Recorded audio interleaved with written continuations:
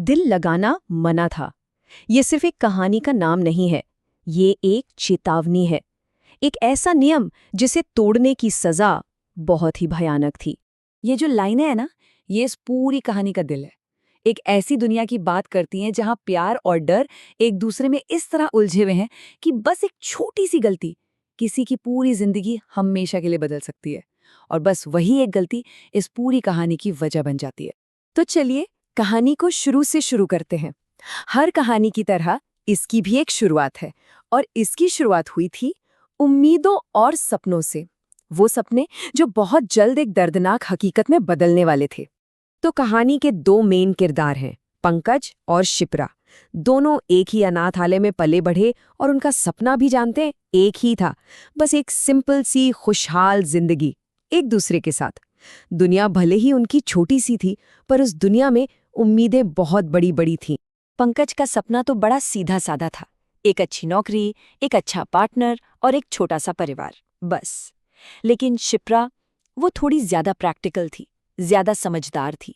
वो कहती थी कि जिंदगी का इतना बड़ा फैसला लेने से पहले दोनों का अपने पैरों पर खड़ा होना जरूरी है। और यहीं से पता है, उनके रिश्ते की गहराई और शिप्रा की समझदारी का अंदाजा लगता है।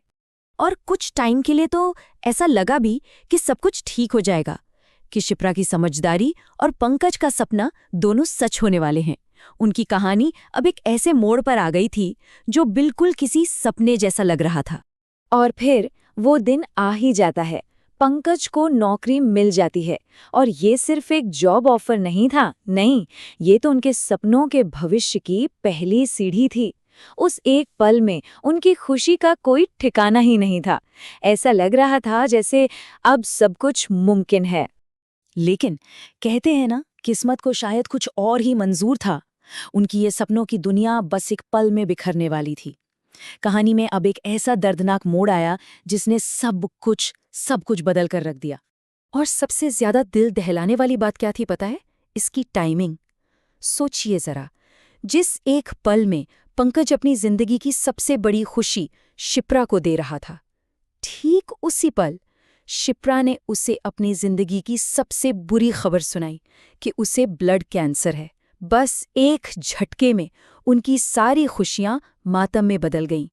अस्पताल में पंकज के मुंह से बस यही निकला, मैं तुम्हें खोना नहीं चाहता, मैं नहीं खो सकता। उसकी ये शब्द, उसकी बेबसी और उसकी बेइंतहा मोहब्बत दोनों को दिखा रहे थे। वो शिप्रा को खोने के ख्याल से ही पूरी तरह टूट चुका था। ये वो पल था जब उसका दर्द उसकी सारी हिम्मत पर हावी हो गया। कहते हैं कि जब इंसान दुख में पूरी तरह से डूब जाता है ना, तो वो अक्सर हकीकत से मुंह मोड़ लेता है। वो ऐसे रास्ते चुनता है जो उसे सिर्फ और सिर्फ तबाही की ओर ले जाते हैं। और पंकज ने भी एक ऐसा ही सौदा किया, अपनी रूह से जुड़ा एक सौदा। तो शिप्रा के जाने के बाद पंकज पूरी तरह बिखर चुका था। तब उसे एक गुड़िया दी गई और उससे कहा गया कि इसमें शिप्रा की रूह नहीं है, बल्कि उसकी परछाई है। ये उसके दुख का एक बहुत ही खतरनाक सोल्यूशन था, एक ऐसा सोल्यूशन जो उसे अतीत से बाहर नहीं निकालने वाला था, बल्कि उसे और भी ज्यादा और भी गहराई में खींचने वाला था। अब इस परछाई के साथ रहने के कुछ बहुत ही सख्त नियम थे।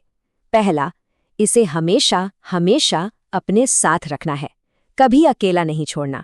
दूसरा, अगर ये कभी अकेली रह भी जाए तो रात 1 से 3 बजे के बीच घर वापस नहीं आना है।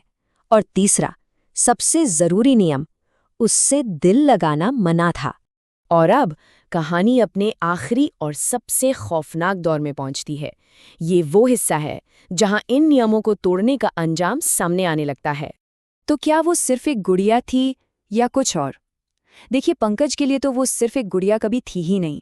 वो उसमें शिप्रा को देखता था, उससे बातें करता था, और बस यहीं से हकीकत और वहम के बीच की जो पतली सी लाइन थी ना, वो मिटने लगती है। यहीं पर दुख एक ऐसे जुनून को जन्म देता है जो सच और झूठ में फर्क करना ही भूल जाता है।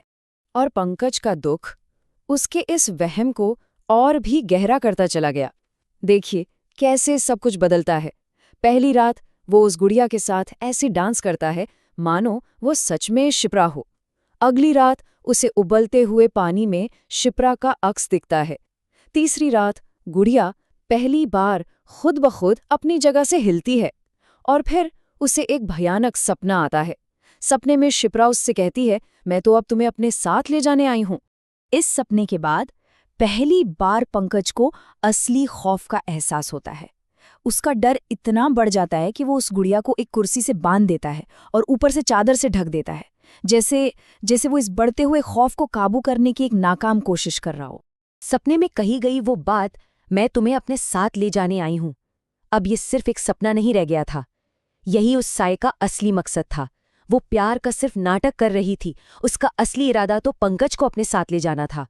और आखिरकार कहानी घूम फिरकर वहीं आके खत्म होती है जहां से ये शुरू हुई थी, उसी एक चेतावनी पर जिसे पंकज ने पूरी तरह से नजरअंदाज कर दिया था।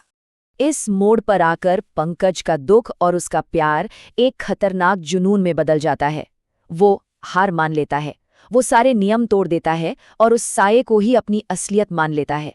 अब वो शिप्रा की याद में नहीं जी रहा था, बल्कि उसके धोखे के साथ जी रहा था। और उसके इस फैसले का अंजाम बहुत भयानक। उसे अपने कमरे में एक शैतानी आत्मा दिखती है, जो कहानी के मुताबिक दीवार से एक छिपकली की तरह छिपकी हुई थी। यही था उसके जुनून और उसके टूटे हुए दिल का आखिरी सच। और यहीं पर उस गुड़िया को देने वाले की चेतावनी फिर से कानों में गूंजती है। वो तुमसे प्यार करने का नाटक करेगी, पर तुम्हारा उससे दिल लगाना मना है। पंकज की किस्मत शायद उसी पल तय हो गई थी जब उसने इस सबसे जरूरी नियम को तोड़ा था। तो ये कहानी हमें एक बहुत बड़े सवाल के साथ छोड़ जाती है कि जब किसी के पास दुख के सिवा कुछ भी न बचा हो, तो क्या उससे किसी नियम को मानने की उम्मीद करना सही है? या क्या दुख हमें एक ऐसी हकीकत को अपनाने पर मजबूर कर देता है जो आखिर में हमें ही बर्बाद कर देती है?